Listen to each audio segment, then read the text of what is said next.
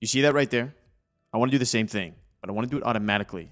What happened right here is Peter right here went ahead and leveraged the O3 model to manually look at the financial reports of NVIDIA, and they created a really, really cool slide deck. I can go ahead and click through, boom, boom, and boom. Let's do this automatically with artificial intelligence and automation. So therefore, by the end of this video, you're going to learn everything you need to know when it comes to automatically using AI for financial reports, but you'll be able to apply this skill to anything.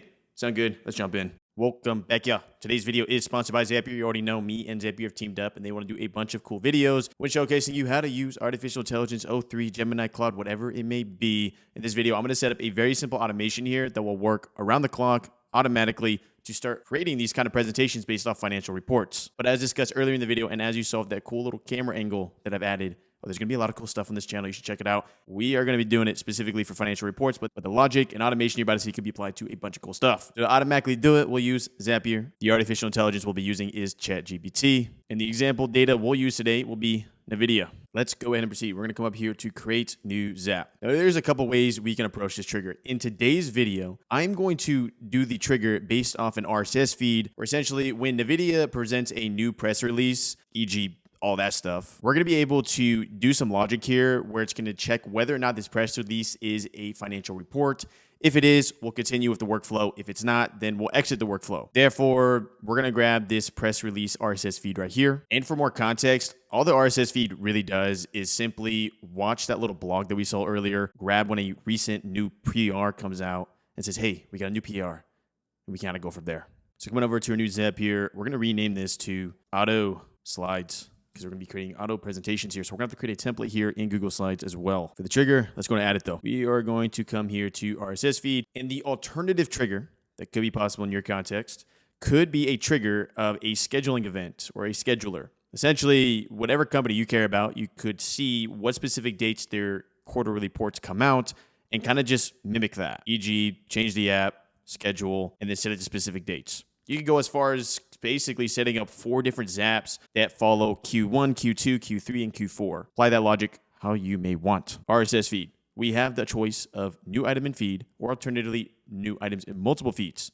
So if you want to create an RSS feed that not only follows NVIDIA, but also follows Apple, also follows Tesla, also follows XYZ company, then you can proceed with the exact same logic, but just add multiple feed URLs. For now, though, we'll do new item in feed. Continue. The feed URL is going to be that URL that we saw earlier. All this crazy stuff. Just come up here to the URL, Command-C or Control-C, copy, paste, and we're going to go. We're going to continue here. We're going to test this trigger, and we're going to get some data. So what this will do is this is going to load up data of past PRs, right? So we got NVIDIA, Blackwell, GeForce, RTX Rise for every gamer starting at $299. But as you know, we're setting this up specifically for financial reports. Therefore, information like this, we don't care about.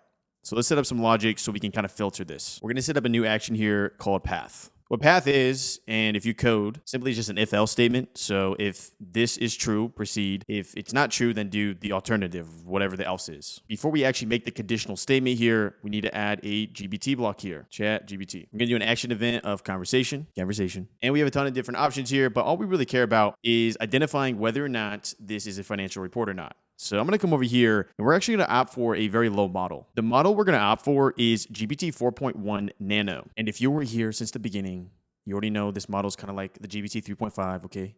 But now it's 4.1 Nano. Don't ask me why OpenAI names stuff, how it names stuff. They just do it, okay?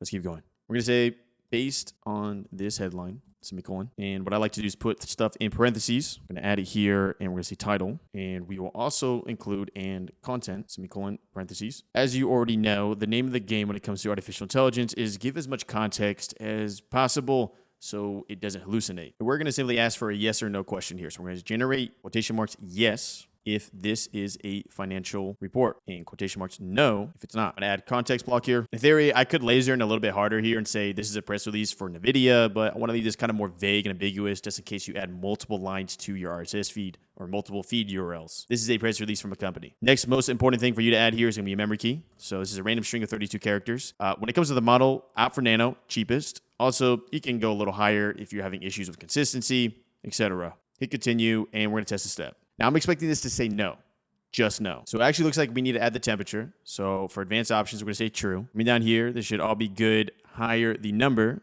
the more creative it'll be. Lower the number, the more consistent it'll be. For now, we'll add a little creativity. It's fine. Scrolling down here from that previous article that we saw about a new gaming setup, we got the reply of no. That's exactly what we want, because now we can leverage this. This logic I'm about to show you, this is going to open your brain. You're going to be like, whoa, I can do a ton of cool stuff I didn't think about otherwise. So the first thing we can do here is that only continue if. We're going to choose conversation by ChatGPT, and we're going to go for reply. Boom. We're going to say exactly matches. Yes. Continue. Now here's the situation. We'll say path A means this is a financial report and we are green lighted and good to go. Click these 3 ellipses, rename is report. Okay. Enter, which means that for path B, this is what happens when it's not a report. So not report. And typically, if it's not the report for this specific context, we can do nothing, or alternatively, you could do stuff if you choose to do so. Same situation, reply. We say only continue if reply exactly matches. No, continue. And there we go. As you can see from the previous data, it would continue because it is not a report. So in this context, I can proceed and build out an automation for what to do if it was not a report. Now, if you don't care about that, and you're like, Corbin, I don't care. I only want to make this for financial reports, then we can just take a step back here and we don't necessarily even have to do a path. So I'm going to delete this and we can just do a filter. I just wanted to show you that conditional logic, as you may want to interact with each type of report depending on the company differently. Filter, same idea. Only continue if the reply exactly matches yes. Boom. And as you can see, it would not continue. Now, what's cool about this is, just for an example, let's go ahead and fill this in with some little dummy data. We come back to our prompt here, and we just do like NVIDIA financial, or actually, let me just grab the actual headline. Scrolling down here, I can go to the financial report here. So NVIDIA announces financial results for fourth quarter of fiscal 2025. Press release. I'm going to copy this title, as this is how the data would be received. And then for the content, we can just copy the content. I'm not going to copy it all, but just for the sake of presentation, I'll copy the paragraph. So we should see yes. Continue, and we should see a green light here. Let's see. There we go. Corbin, why don't you just use some test data from the RSS feed? That's because the last time a financial report came out was February, and we're in April. So I'm going to show you through this way, okay? Now in today's video, I'm going to show you how to do the title slide and the first slide. The steps and processes I'm about to show you can be repeated, and repeated for whatever use case might be. So coming over to Google Slides, I'm going to zoom in a little. Actually, I can't zoom in, so it'll be kind of small up there. We're going to do financial template. Now, the way Google Slides works, especially with Zapier, which is cool, is we can set up variable-based templates. So what I mean by that is that I can put a variable here, like so, name. And we'll be able to reference these through this workflow. So I'll go ahead and just put quarter title, and the subtitle can be date. With that done, we can go ahead and jump to the next slide here. This next slide is the executive summary. So we will structure the same executive summary. So as you can notice here, some of it can just be fixed text, right? In theory, if we're going to build this template here, we kind of already know the structuring of a financial report. Therefore, for titles like this, we can keep fixed text. Executive summary. Although the actual executive summary itself, we obviously need the artificial intelligence to analyze and give us context. So I'm going to say exec bullet points. Or I'll say exec bullet. And there we go. So they will be able to put data here. We have our title here. Now let's actually take this current quarterly report and compare it to the previous quarterly report and really see how AI can take it to the next level. So it's very simple. We're going to go ahead and Command C, Command V, and we'll say compare quarters. And then we'll say quarter compare. Obviously, you probably want to name the variable to something you remember or understand. This can be manipulated, changed, different colored text, add a little bit more flair. Right now, we just have a very, very clean presentation. Now, with this done and Google Slides connected to our Zapier, let's do the artificial intelligence. First things first, we will be able to, obviously proceed because the data is correct. So to do that, we're going to hit add step here. And we are going to do ChatGPT. The event we're going to do is going to be API request. Don't worry. You're going to see some code here, but I'm going to make it super simple, like really simple. Select your relevant account, and we're going to be leveraging one of OpenAI's cool new features here that allows us to actually do web search with an API request. So if you see up here web search, we're going to be able to add this little tool here and get real information that is the status quo. With the HTTP method, we'll do post. This is just another way of saying we're sending data. The URL is going to be the responses URL that we saw in our documentation here. Additional header requests. This is standard stuff that you typically find in payloads. For OpenAI, we just need 2. So it's going to be the content type, how we're going to send the data, which is application JSON. Then we're going to add one more here. And the last one here is authorization, essentially our API key, which I'll show you how to place here. But first, let's do our body of the payload. Here it is right here. I should leave this as the first comment in this video. If I don't, remind me. If not, just take a screenshot and you'll be like, okay, this is how you do it. Choose the model, GPT-4o. The tool is going to be web search preview, and the input is what you're asking for. Now, I'm going to test if this works in O3 and see if they've upgraded by now. It might not, so we might have to opt for GPT-4o. You should take the initiative, though, on your end to see if O3 works, because this would be a cool example with O3. As of now from Peter here, that is what he did. But he did it all manually. We want this automatic. So coming over here, we're going to try our input. I'm going to go ahead and use part of Peter's prompt here. So thank you for our prompt. So because of the fact that we know previous in this workflow, it's getting triggered on RSS, as you see right there. Therefore, we know intuitively this report exists, and we can start leveraging the data that exists. Now, what's cool about web search preview is that we can simply say, pull the most recent NVIDIA financial report.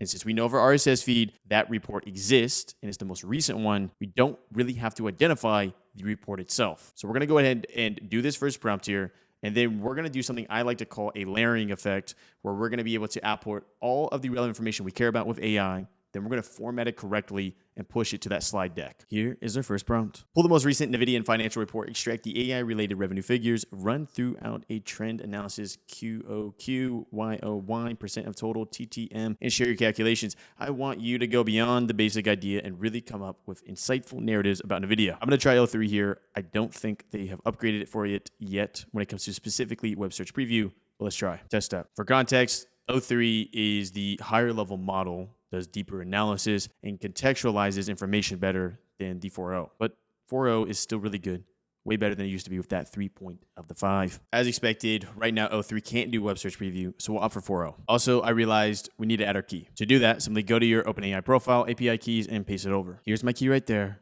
You can try to use it.